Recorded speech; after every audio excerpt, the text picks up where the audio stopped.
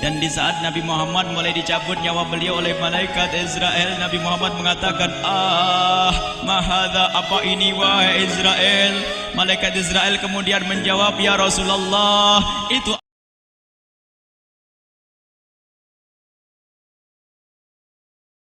Jibril berkata, ya Rasulullah, di depan ada malaikat Israel mau masuk. Kata Rasulullah, boleh masuk, silakan. Kemudian malaikat Israel mengucapkan salam, dan setelah mengucapkan salam, malaikat Israel menawarkan, ya Rasulullah, aku disuruh oleh Allah untuk mencabut nyawamu atau membiarkan engkau. Dalam riwayat, aku disuruh oleh Allah untuk memberikan pilihan kepadamu, al-baqa' fid dunya, tetap di dunia, atau ar-rafiqal a'la, atau dengan Allah. Nabi Muhammad menjawab, ar-rafiqal a'la, dengan Allah. Kemudian setelah itu Nabi Muhammad berdoa agar umatnya selamat. Setelah ada jaminan umatnya selamat, malaikat Israel, sudahlah, cabut nyawaku kalau memang sudah waktuku.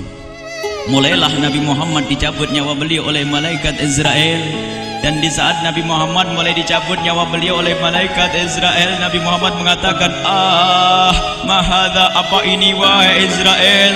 Malaikat Israel kemudian menjawab, ya Rasulullah, itu adalah sakaratul maut, itu adalah sakitnya di dalam kematian.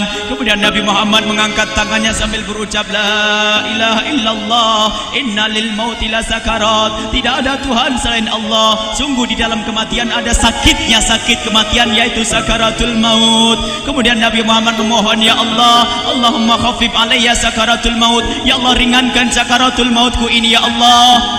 Dijawab oleh malaikat Israel, ya Rasulullah, itu sudah aku ringankan 70 kali. Nabi Muhammad menoleh, apa malaikat Israel? Sudah kau ringankan 70 kali keringanan? Iya ya Rasulullah, sungguh aku tidak pernah mencabut seorang hamba lebih lembut dari cara mencabut nyawamu. Ini sudah aku ringankan 70 kali.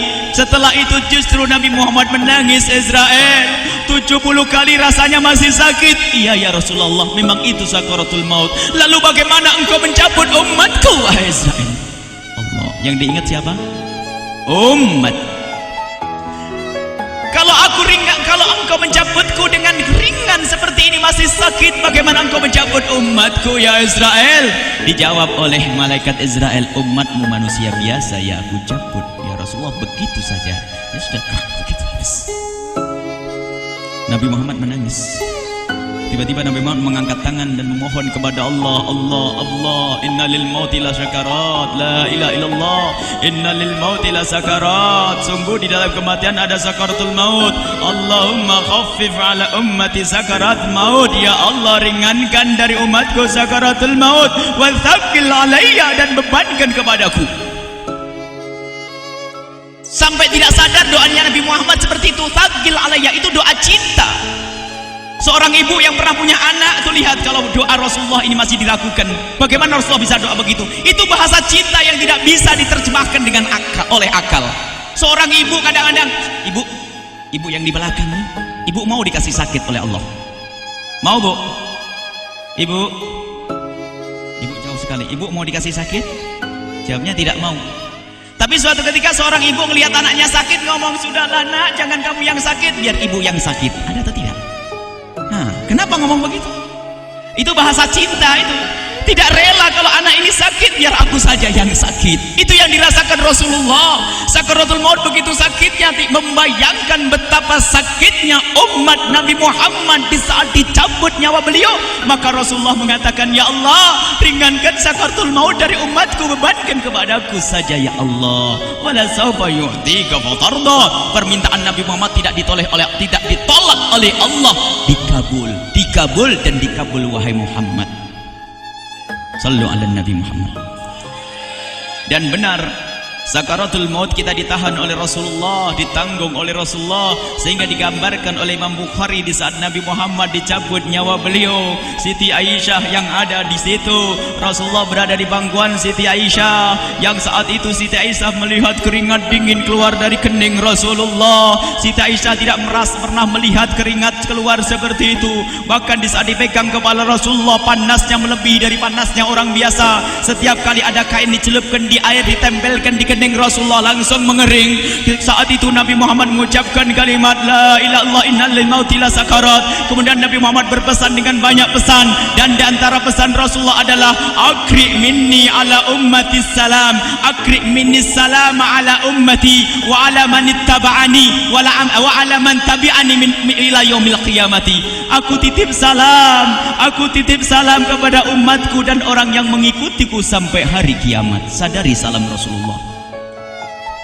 Sebelum meninggal masih ingat titip salam. Salam kepada siapa? Bukan salam kepada siapa-siapa, tapi salam kepada kita. Maka mari kita mengucapkan salam kepada Rasulullah, karena Rasulullah sudah salam duluan kepada kita. Mari kita sejenak bersalam kepada Rasulullah dan hadirkan Rasulullah ada di mata kita dan di hati kita. Mari kita bersama-sama mengucapkan salam. Assalamualaikum ya Rasulullah. Assalamualaikum ya Rasulullah.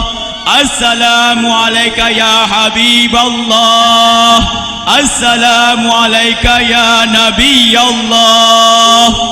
Rasulullah mengucapkan salam untuk kita. Dan di saat itu Rasulullah keringat dingin keluar, maka oleh Siti Aisyah diusap. Oleh Siti Aisyah diusap. Bayangkan saat itu Nabi Muhammad di pangkuan Siti Aisyah dan diusap oleh Siti Aisyah. Siti Aisyah berkata, keringat Rasulullah mengucur deras hingga aku usap, dan aku usap dengan tangannya Rasulullah. Diusap dengan tangannya Rasulullah. Siti Aisyah memegang tangan Rasulullah sendiri yang digunakan untuk mengusap keringat Rasulullah. Sahabat bertanya, Aisyah, kenapa harus dengan tangan Rasulullah tidak dengan tanganmu? Lihat jawab Siti Aisyah, karena tangan Rasulullah lebih lembut dari tanganku. Sallu ala Nabi Muhammad. Masih sempat nyanjung itu sahabat Nabi. Dalam keadaan begitu masih menyadari kelembutan tangan Rasulullah, jasad Rasulullah, kemuliaan Rasulullah sallallahu alaihi wasallam. Dan aku lebih menginginkan bahwasanya yang menyentuh jidat Nabi Muhammad adalah tangan yang paling mulia di dunia dan di akhirat. Siti Aisyah enggak berani menyentuhkan. Pengennya yang disentuhkan di kening Rasulullah adalah tangannya Rasulullah sallallahu alaihi wasallam. Kemudian setelah itu Nabi Muhammad merasakan sakit yang sangat untuk kita. Kemudian Nabi Muhammad mengangkat tangan tinggi-tinggi mengucapkan la ilaha illallah inna lil mauti la sakarat. Tiba-tiba tangan itu semakin turun dan ditangkap oleh Siti Aisyah. Dan di saat tangan itu jatuh di tangan Siti Aisyah, kemudian tiba-tiba paha Siti Aisyah merasakan berat kepala suci Rasulullah. Dan saat itu Siti Aisyah sadar bahwasanya Rasulullah sudah kembali kepada Allah Subhanahu wa taala. Sallu ala Nabi Muhammad. Siti Aisyah bingung di saat melihat seperti itu. Ditaruh pelan-pelan wajah Rasulullah, sambil menangis lalu berkata, Rasulullah sudah meninggal. Para sahabat Nabi pada bingung. Sayyidina Ali tiba-tiba terduduk, nggak bisa berdiri. Sayyidina Uthman nggak bisa ngomong. Ada orang Sayyidina Zaid berkata, aku baru melihat Rasulullah, setelah ini aku tidak mau melihat lagi selain Rasulullah. Ya Allah, butakan mataku. Aku tidak ingin aku kotori mataku dengan selain Rasulullah. Dan dibutakan oleh Allah. Bermacam-macam kejadian saat itu. Madinah heboh luar biasa dengan meninggalnya Rasulullah sallallahu alaihi wasallam. Dan sungguh meninggalnya Nabi Muhammad adalah menghidupkan hati yang mati kalau orang faham. Tiba-tiba Sayyidina Abu Bakar datang. Setelah Sayyidina Umar mengatakan, siapa yang mengatakan Muhammad meninggal akan aku penggal lehernya. Jangan seperti orang-orang Nabi Muhammad sekarang lagi pergi seperti waktu Musa pergi kepada Tuhannya, kepada Allah, nanti akan kembali kepada kita. Muhammad belum meninggal. Ini adalah karena kecintaan Sayyidina Umar bin Khattab, tidak ingin Nabi Muhammad pergi.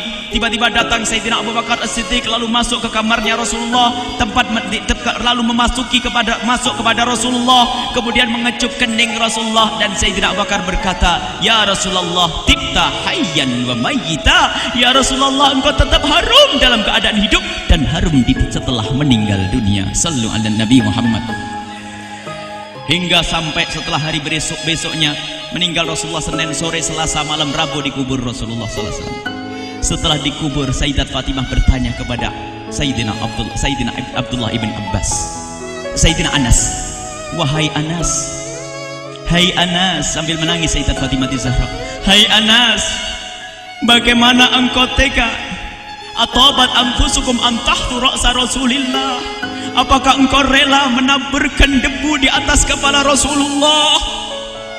Sayyidina Anas menangis kaget, ya wahai binta Rasulullah, kalau kami tidak dilupakan oleh Allah, niscaya tidak ada yang bisa mengubur Rasulullah. Jadi saat itu dilupakan oleh Allah, sehingga mereka tidak menyadari melakukan itu semua. Kalau mereka sadar, tidak akan bisa mengubur Rasulullah sallallahu alaihi wasallam. Ini yang diungkapkan oleh Sayyidina Anas, kalau seandainya kami tidak dilupakan oleh Allah, niscaya kami tidak akan mampu mengubur Rasulullah sallallahu alaihi wasallam.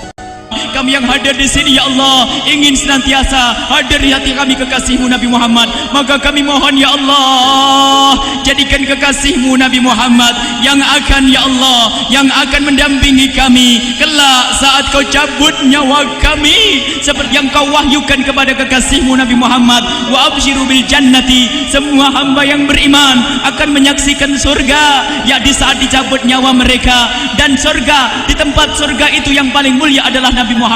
Maka kami mohon, ya Allah, saat Kau cabut nyawa kami, ya Allah, hadirkan Nabi Muhammad di hati kami, ya Allah.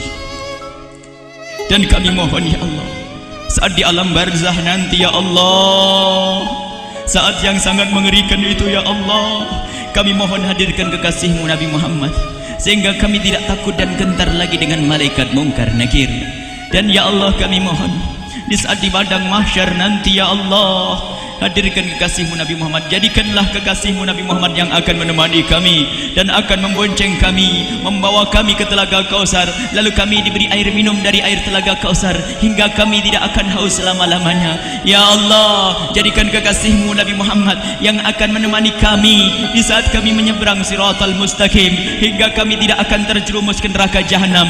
Dan jadikan kekasih-Mu Nabi Muhammad yang akan kami saksikan setiap saat di surga-Mu, ya Allah. Ya Allah, jadikan kekasih-Mu Nabi Muhammad yang senantiasa, ya Allah, kami lihat kelak di surga.